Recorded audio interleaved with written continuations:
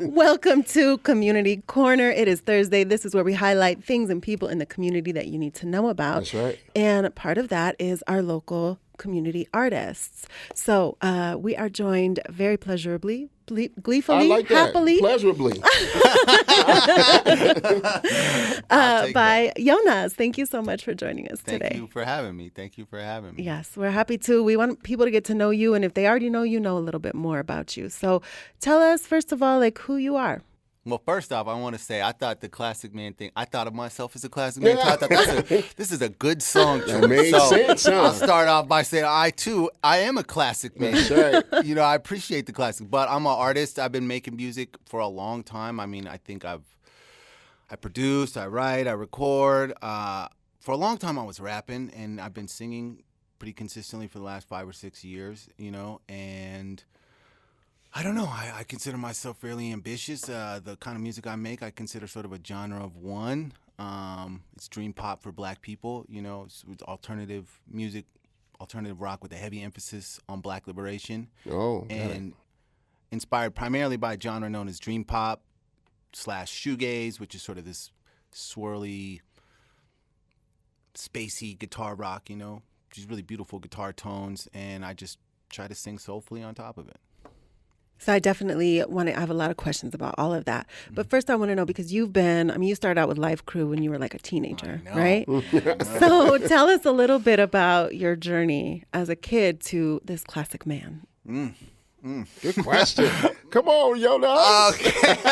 She set you up, You bro. know what I mean? Well, it's so funny because I started like when I was 16 years old, and I remember very early on just being really obsessed with making music but not knowing how, and just piece by piece the community sort of helped. One of the first people I met was a dude named Paz, who used to be part of a group called Voodoo Economics, and I was just on the bus writing raps, and he was like, yo, you write raps, and he sort of pointed me the direction, and then I had another OG who taught me how to make beats.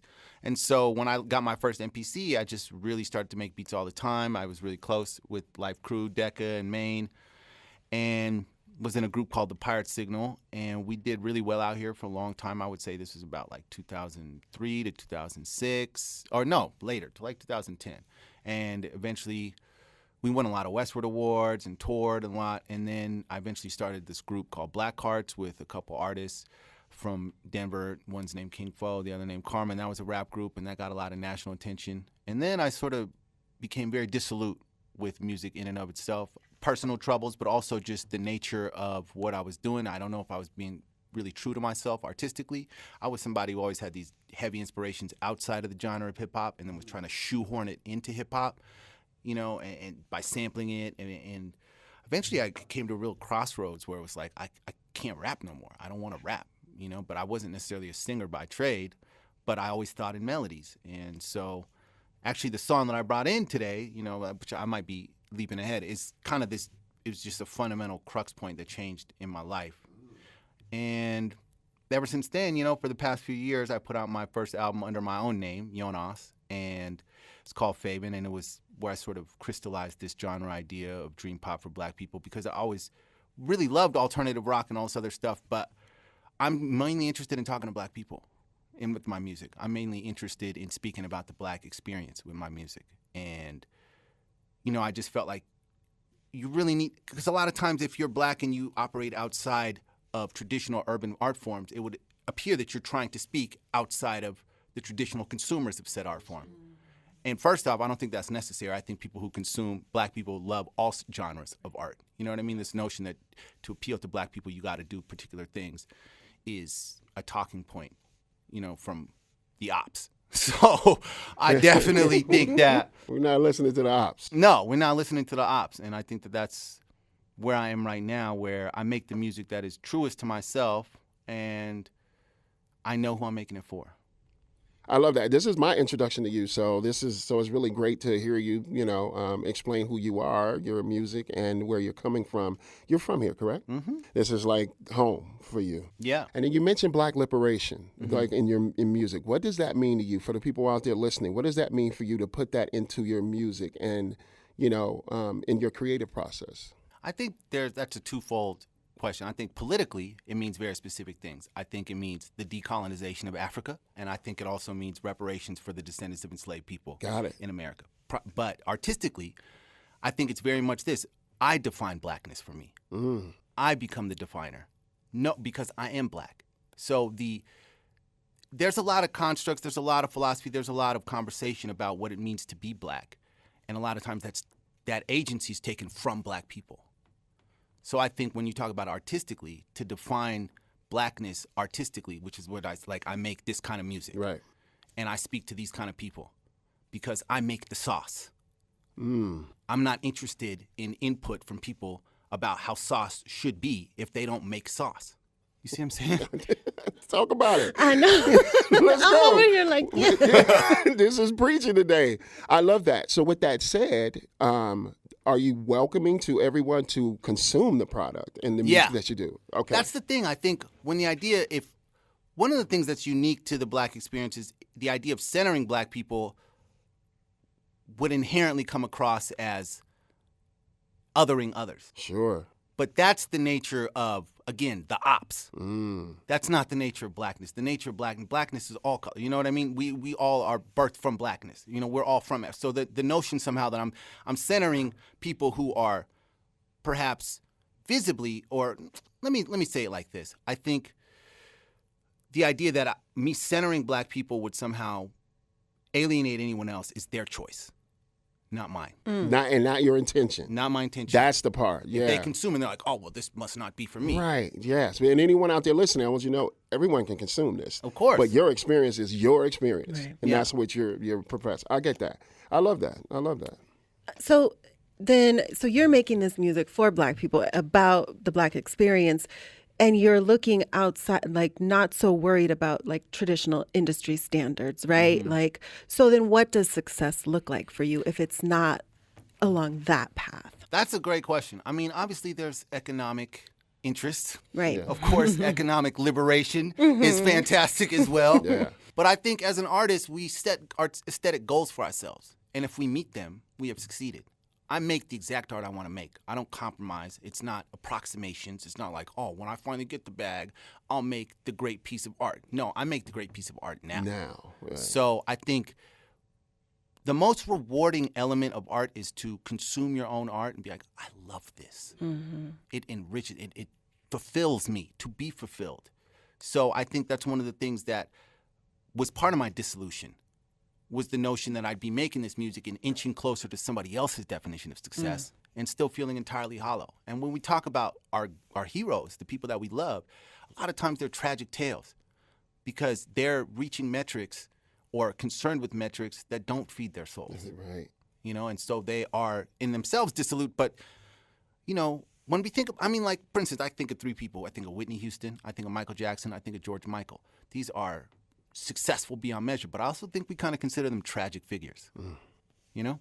Yeah. That's sad. It is sad. It's a sad thing, but you're coming from a real place, and we appreciate that. Let's play some music real quick because I want to get to your song for sure and talk about that a little bit more. What you're doing. Yonnas is here, ladies and gentlemen. This is our community corner. This is an outreach to our community artists, local artists that are doing great things, and we appreciate you, brother. So don't go anywhere. We'll play some music and come back to it right here on 104.7 The Drop. It's Sugar Bear and Lamali. 104.7 The Drop. It's Sugar Bear and Lamali with you here this morning.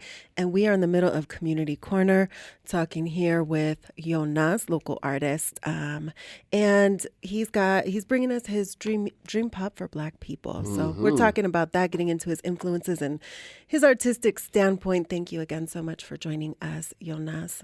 Thank you for having me. So you were born in Denver. I was. How does not just your life experience in Denver, but your like familial history, your personal history play into your music? Well, that's lots of good questions. I always say that's a good question, but I mean it. It's not like just standard answer. I think ultimately Denver is a unique place. It's for demographic reasons. Being black in Denver is its own unique experience. It is. But I think my parents are from Eritrea. which is a country in Northeast Africa. A lot of people never heard of Eritrea for some reason. Used to be part of Ethiopia. It's the coastal country of the Red Sea. And my dad literally chose Denver. You know, like all the way from there, and I think the idea that it was safe, the idea that it wasn't a big city, it wasn't New York, it wasn't LA, and so being here and growing up here, I think one of the things artistically that happened is because perhaps it isn't like a standard music industry city, is I was really able to cultivate my own artistic direction. Not as if there wasn't influence, because the influence of the East and the West always comes in, but we're a little bit siloed. So there's some quiet. So if you can turn out what little noise there is and just sit with yourself, you can decide who you are a lot easier than you might be in a place that's much more established. Yeah. And then there's so many other artists out there. You mentioned earlier, not following the normals of what you think you should do as an artist and whatnot. What's some advice that you would give to some other artists out there listening, like to really follow your soul and make the music that you love to make personally? Because a lot of artists try and fit themselves in a box, right? So the artists out there listening, what can you say, and how did you come to that, and then what advice would you give them so they could get to that? This is going to sound like a simple answer, but I listen to a lot of music, and I listen to things perhaps that I'm not naturally exposed to. I seek it out. So my influences in my art come not so much from what was directly fed to me, but what I sought out. So the things that inspired me, like, for instance, when I was talking earlier, like being in rap or being an indie rap or always surrounded by rappers, I would kind of be the odd man out because I'm still listening to these rock groups or whatever, these other things, and bringing that in constantly. But I would have these revelatory experiences with these records. I'd have my headphones on. I'd be walking around. Somebody puts me on to the Smiths, or somebody puts me on to Deftones or Tool or whatever, just all these different bands from different periods of my life.